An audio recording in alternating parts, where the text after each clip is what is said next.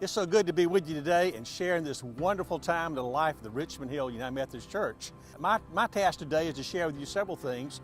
One, first is a calling for it. Why are we doing this? We're doing it because, first of all, we believe that we're a church called by God to continue in our ministry to reach others to become disciples of Jesus Christ. That is the ongoing mission of our faith in every way.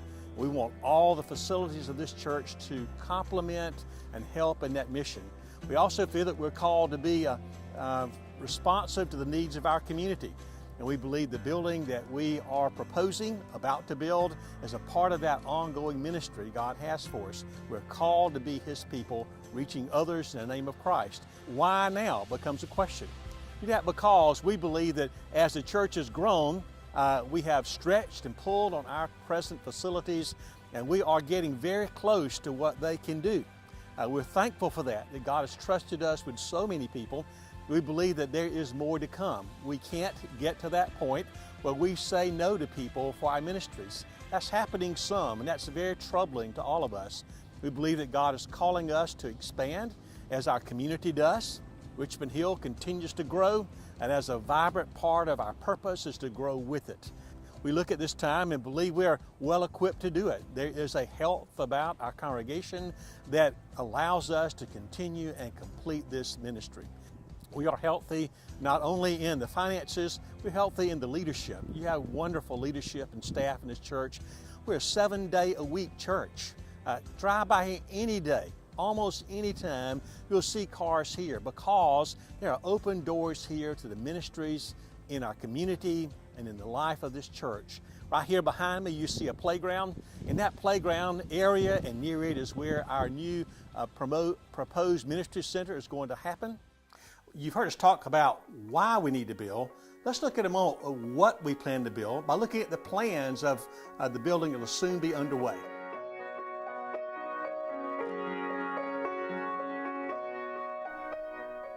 Now we're looking at the floor plan for the new ministry center. The largest room is our fellowship hall, which will of course accommodate 400 people at tables. It's also used as our ministry center, worship center for our contemporary worship service. We look forward to that. You'll find the commercial kitchen well equipped, containing also 2 pantries, one for our Food for the Soul ministry and the other for the church. And the other large area is our youth center. It will be able to hold 120 youth. Within that is also an office for our youth ministry director. Now we're looking at our current fellowship hall. Our next picture contains 2 elements. One is our nursery, which will be relocated into what is part of the present Buil. The rest of that area will contain a suite for our music ministry. You can see in it a practice space for choirs, a handbell room, and a choir director room, which also contains the library for the choir. A wonderful use for what's currently our Buil Hall. Now we're looking at the end part of our connecting hallway where it enters into the sanctuary building. What we're proposing is a repurposing of the current parlor, relocating it into what is the music room now and converting the current parlor into more of a lobby area, turning the restroom there into a family restroom, and you see it's a wonderful place. I want you to understand that this project, along with the repurposing of the Buil, part of that is an add-on to our $3 million project, which we anticipate doing. Now the final image is to let you see our entire complex. You can see the highlighted area, the darker part, is the new proposed ministry center. Around it, we want you to notice that there is a parking lot on the back side. This is a gravel parking lot, and the proposed plan, though as an add-on, it may also be paved. You'll see a square representing a future gym as a possibility for our church's life. You'll notice that Matt's playground has been moved to the left as you look at the picture of the new ministry center. And around there is a new driveway and a parking lot to the left of our facility. Also, I want you to notice that there is a connecting hallway. You can see the highlighted areas next to the proposed ministry center and connecting between our existing buildings, where you'll be able to walk from every building in our campus to each of the others without ever going outside. This completes the changes that come through our proposed program. One question you might want to ask or wonder is, now how do we get there?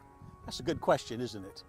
First of all, there is a goal, and the way we reach that goal is that we all share it together. We say it's not that we have an equal share, but we all make an equal sacrifice to it. By sacrifice, we mean this, is that we need for everyone to continue in their support of the general ministry of the church, and then what you add to that becomes, for the building project, becomes the sacrifice element that you give. The benchmarks for our campaign are three. Our first benchmark is a first step benchmark of $700,000. We're glad to let everyone know we've reached that benchmark through the generosity of our lead gifts contributions. The second benchmark is $1.4 million. We call it our challenge benchmark. It's reached through our advanced commitments gathering. Our third benchmark is our celebration benchmark. It is our goal of $2 million reached by all gifts, great and small, where we're able to move forward with our building project. I want you to envision, though, people coming here and finding Christ. I want you to envision children playing and learning about the love of God in this kind of place. We say we're keeping the faith. We're also helping to create the future. We create that as Christ comes into the life of everyone who meets Him and loves Him through the ministries of this church. And that is an event, an opportunity, a very calling that God has on our lives together, and we're so thankful for that and the way He uses us. My name is Glenn Martin. I hope you will prayerfully consider joining us in this journey. Keep the faith, create the future.